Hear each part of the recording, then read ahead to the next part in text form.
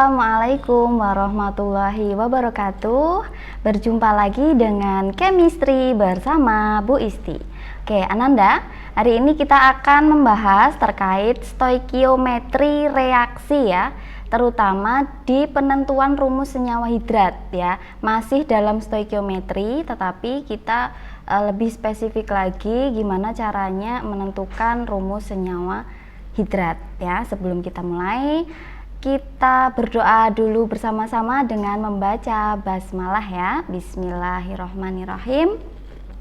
Oke Ananda, tujuan pembelajaran hari ini, jadi kita akan menghitung banyaknya molekul air dalam senyawa hidrat. Yang selanjutnya Ananda diharapkan bisa menentukan rumus kimia hidrat. Seperti apa hidrat itu? Kita bisa lihat di sini ada contoh, ada gipsum. Gipsum Ananda tahu ya, salah satu piranti di konstruksi bangunan ya. Itu gipsum, rumusnya adalah CaSO4H2O. Jadi H2O-nya memang ada di sini ada 2 ya. Jumlah H2O-nya adalah 2. Oke. By the way, hidrat itu apa sih? Ananda perlu tahu. Hidrat adalah zat padat yang mengikat beberapa molekul air sebagai bagian dari struktur kristalnya. Jadi ada suatu zat yang padat, bentuknya kan kristal ya, tetapi punya kemampuan mengikat air dari udara sekitar, sehingga senyawa itu disebut senyawa hidrat ya. Di sini Ananda bisa lihat contohnya tadi gipsum. Gipsum itu kan mengikat 2 molekul air ya, 2 molekul air.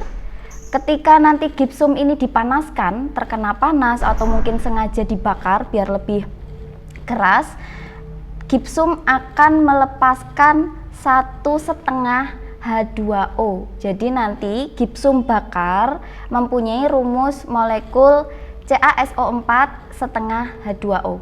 Oke, contoh yang kedua yaitu ada CuSO4 juga, tetapi mengikat 5 H2O. Ya, beda nama. Dan di sini dikenal sebagai terusi atau tembaga 2 sulfat pentahidrat. Pentahidrat ini Ananda perlu tahu dan ingat kembali ya, pembelajaran tata nama senyawa kimia. Penta itu artinya 5. Jadi hidratnya, hidrat itu H2O sejumlah 5. Ketika CuSO4 5H2O dipanaskan, akan berubah menjadi senyawa CuSO4 dan 5H2O. Jadi airnya pun terbebas. Ananda bisa lihat di sini ada contohnya. Terusi itu wujudnya serbuk, warnanya biru ya, biru seperti ini. Ketika nanti sudah dipanaskan, bukan terusi lagi ya, namanya adalah tembaga 2 sulfat anhidrat. Anhidrat artinya kehilangan air ya, warnanya menjadi putih.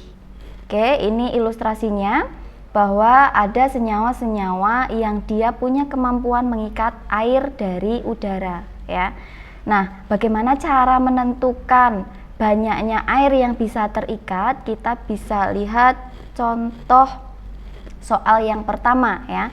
Ada 10 gram hidrat besi 2 sulfat. Jadi besi ini mengikat hidrat ya, dipanaskan sehingga semua air kristalnya menguap. Massa zat padat yang tersisa adalah 5,47 gram. Nah, jadi setelah dibakar dari 10 gram itu menyusut jadi 5,47. Ya, berarti lumayan banyak air yang diikat ya. Bagaimanakah rumus hidrat tersebut? Di sini sudah diketahui masing-masing atom relatif atau AR dari H, O, S, dan Fe atau besi ya. Nah, caranya bagaimana kita menentukan rumus hidrat, yaitu yang pertama kita cari dulu selisih massa air kristal ya. Selisih dari massa air kristalnya dengan serbuk yang dihasilkan. Tadi kan ada besi hidrat ya, besi 2 sulfat ini berubah hidrat yang awalnya adalah 10 gram. Ya, dari 10 gram ini setelah dibakar, jadi awal kita tulis rumusnya FeSO4 X H2O. Kenapa X? Karena kita belum tahu berapakah jumlah molekul dari air yang diikat oleh besi 2 sulfat. Jadi kita lambangkan dengan X yang akan kita cari. Ketika dipanaskan ya atau dibakar, itu kan akan menjadi FeSO4 dan sejumlah air ya, sejumlah air yang kita mau cari. Oke. Dari 10 gram setelah dibakar menyisakan besi 2 sulfat itu 5,47. Jadi Ananda bisa mencari massa air sendiri itu tinggal dikurangi ya. Berarti ini nanti massa airnya H2O di sini adalah ini 10 gram dikurangi 5,47 yaitu 4,53 gram. Jadi di sini nanti diperoleh FeSO4-nya 5,47 gram, sedangkan air yang dilepaskan itu 4,53 gram. Ini massa masing-masing ya. Oke. Untuk bisa mengetahui berapa banyak molekulnya, kita harus konversi satuan massa menjadi mol ya. Dari mol itu nanti kita tahu berapa jumlah molekul dari senyawa hidratnya atau air ya, H2O. Nah, di sini kita mencari mol terlebih dahulu. Mencari mol, diingat kembali ya materi sebelumnya. Untuk mencari mol, yang pertama yaitu mol FeSO4. Rumusnya ingat, mol itu adalah N kecil massa dibagi AR, karena ini atom ya. Dipakainya MR ya, MR dari senyawa masing-masing. Kalau FeSO4 berarti MR-nya FeSO4. Fe-nya sudah diketahui 56, S-nya ada 32, O-nya 16. Jadi nanti kalau dijumlah MR-nya itu 152 gram. Jadi di sini MR ya, biar lebih mudah, MR-nya FeSO4 152, sedangkan MR-nya H2O ya, itu adalah 18. Nah, mencari molnya gimana? Tinggal tadi massa dibagi MR. Nah, ini biar lebih singkat, jadi dibagi ya, 5,47 dibagi 152, dan untuk H2O-nya yaitu 4,53 dibagi 18. Maka nanti diperoleh untuk besi 2 sulfatnya yaitu 0,036, sedangkan untuk airnya diperoleh 0,252. Nah, dari mol masing-masing Ananda bisa bandingkan. Jadi nanti untuk mol FeSO4-nya 0,036 dibanding molnya H2O yaitu 0,252. Nah, cara mencari angka perbandingan yang paling sederhana yaitu dengan membagi angka yang terkecil ya Ananda. Jadi nggak usah bingung-bingung mencari angka harus dibagi berapa. Ini tinggal dibagi dengan 0,036. Ini kan yang terkecil ya.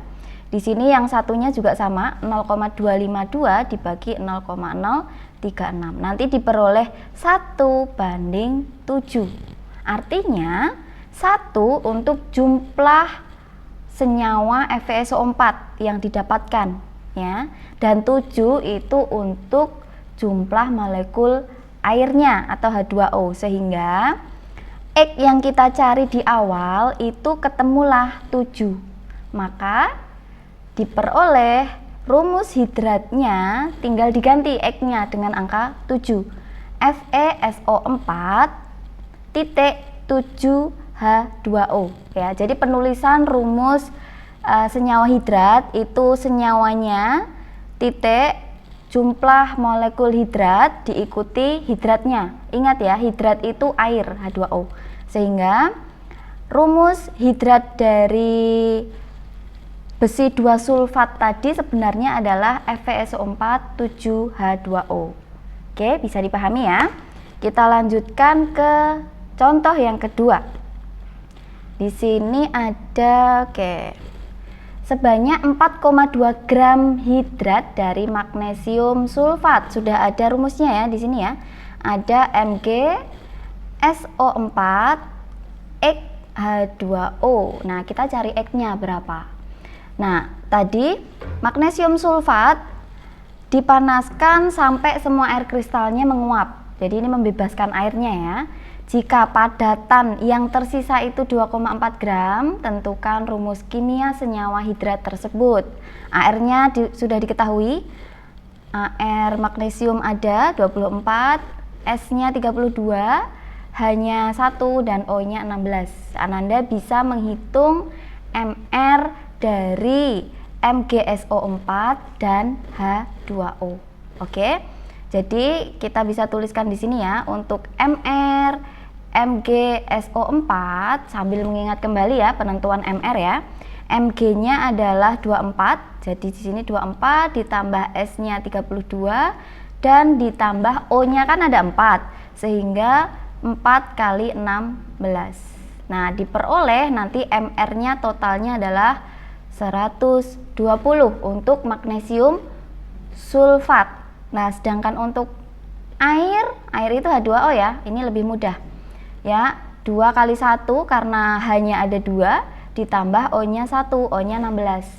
Maka jumlahnya adalah 18 untuk MR H2O. Oke, ini kita keep dulu, kita simpan untuk mencari mol ya. Nah, tadi kan sudah diketahui bahwa massa gram dari hidratnya itu adalah 4,2. Ini berarti kan massa total ya. Setelah dibakar atau dipanaskan, ini menghasilkan magnesium sulfat berupa padatan atau serbuk tadi ya, sebanyak 2,4. Tentunya kan menghasilkan atau membebaskan sejumlah hidrat atau H2O. Nah, ini yang kita cari. Berapakah H2O-nya? Sehingga Ananda tinggal mengurangkan. Pada prinsipnya, magnesium sulfat hidrat itu tadi adalah jumlah total, ini adalah jumlah total dari magnesium dan hidratnya. Maka untuk mencari X H2O, masanya ya, massa dari X H2O itu adalah 4,2 dikurangi 2,4.